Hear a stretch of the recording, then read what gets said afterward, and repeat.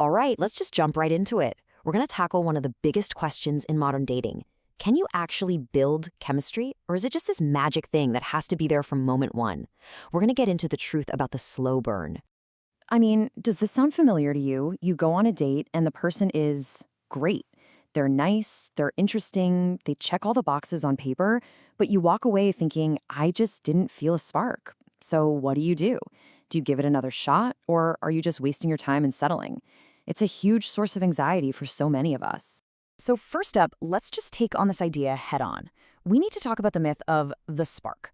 Because honestly, our obsession with love at first sight might be the very thing that's holding you back from finding something real.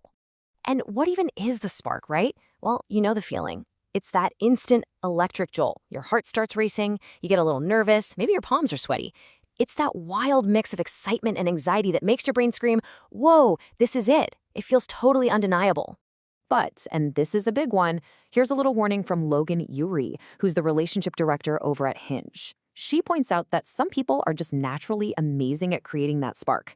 You know, they're super charming, great flirts, but here's the kicker. That skill has literally zero to do with their ability to be a good long-term partner. Okay, so let's get into the science of it all.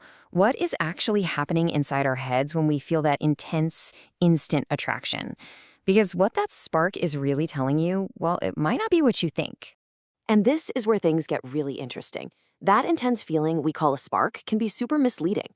It turns out your brain might just be getting its wires crossed and confusing feelings of anxiety and uncertainty with love. Yeah, that emotional roller coaster, that feeling of, I don't know what's going to happen next, our brains can mistake that chaos for passion. And this quote from psychologist Dr. Orion Tarabon absolutely nails why that happens. He says that when you feel that intense chemistry, your unconscious mind might just be recognizing a pattern you learned way back in childhood. And even if that familiar feeling isn't healthy for you, maybe it's chaotic or anxious, your brain registers it as home. So that spark might not be a sign of a perfect match, but just your brain recognizing an old, unhelpful pattern. And if you're still not sold, just look at the numbers. Only about 11% of people say they've experienced love at first sight. So what does that mean for the other 89% of us?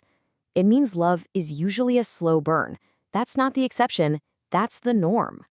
So if we stop chasing that initial flash, what should we be looking for instead? Well, this brings us to the incredible power of the slow burn. It's all about discovering the steady, lasting warmth of a fireplace instead of the quick, bright flash of fireworks. A slow burn relationship is pretty much exactly what it sounds like. It's a connection that doesn't start with some huge explosion of feeling. Maybe the romantic feelings are kind of low at first, or maybe it just feels like a good friendship. The important part is that the connection grows stronger and deeper over time because it's built on something solid, like genuine fondness and real trust. I love this comparison because it makes it so clear. That instant spark, it's like fireworks. It's beautiful, it's exciting, it's spectacular, and then it's gone. A slow burn, though, is like a fireplace. You got to put in a little effort to get it going, but once it's lit, it provides a deep, lasting warmth that you can count on.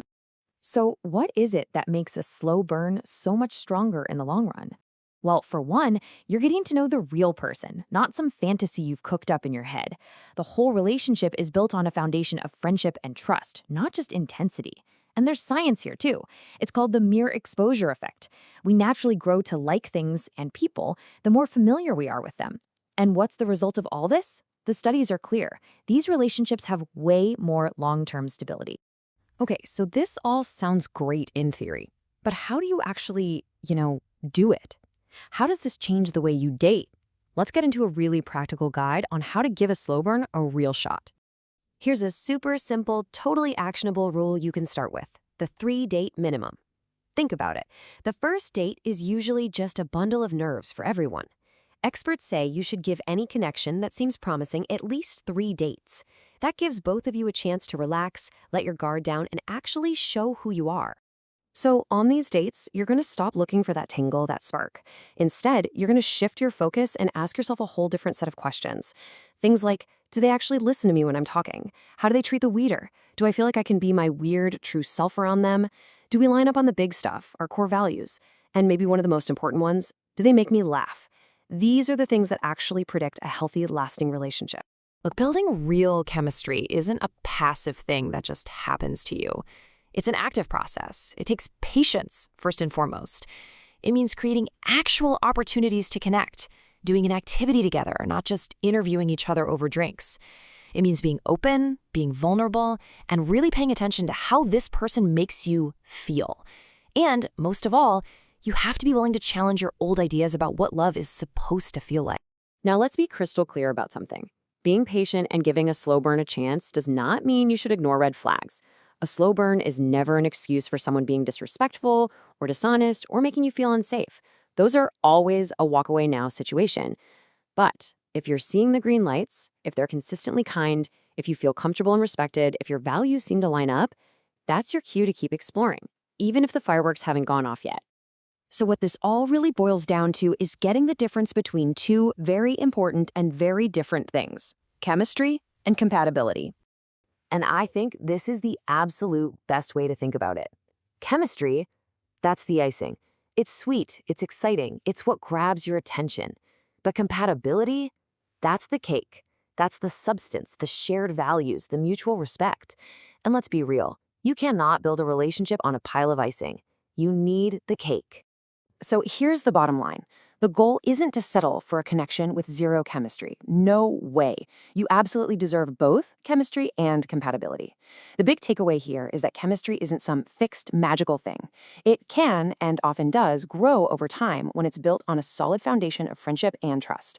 And just remember, when you look at why relationships end, incompatibility is a top reason for divorce. A lack of initial sparks? Not so much. So, I'll leave you with this one question to think about. Are you out there chasing the fleeting thrill of fireworks? Or are you ready to put in the time and care to build a steady, warm, and lasting fire? The answer just might change everything for you.